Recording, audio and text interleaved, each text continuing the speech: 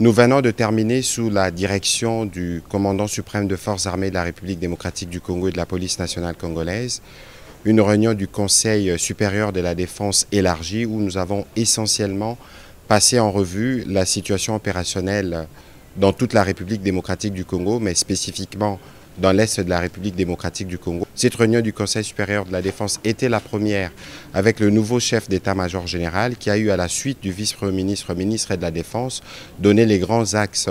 de sa vision sur ce qui concerne notamment la montée en puissance de forces armées de la République démocratique du Congo, mais la réponse militaire que nous apportons face à la guerre d'agression qui nous est menée par les Rwandais et ses supplétifs terroristes du M23.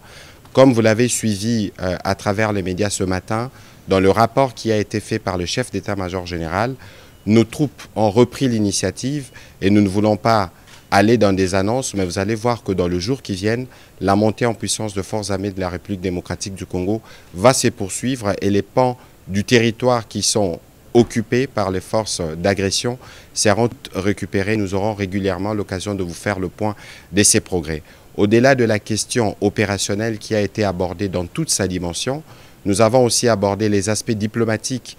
de ces questions où vous avez noté avec nous l'isolation de plus en plus constatée du Rwanda qui montre que ce n'est pas le pays qui veut la paix dans l'Est de la République démocratique du Congo. Et de ce point de vue, la ministre d'État, ministre des Affaires étrangères, a reçu des orientations précises sur ce qui doit être fait à ces niveaux. Dans le même esprit, les aspects judiciaires doivent se poursuivre parce que nous notons, au vu de l'évolution de la situation, des comportements, des attitudes, hauts de mots qui sont suspects, qui ne sont pas de nature à renforcer l'unité nationale ou l'union derrière nos forces armées de la République démocratique du Congo pour mettre fin à cette situation d'agression. Les ministres de la Justice, mais aussi l'auditeur général de forces armées de la République démocratique du Congo qui participaient à la réunion vont tous prendre des dispositions à leur niveau pour s'assurer que tout comportement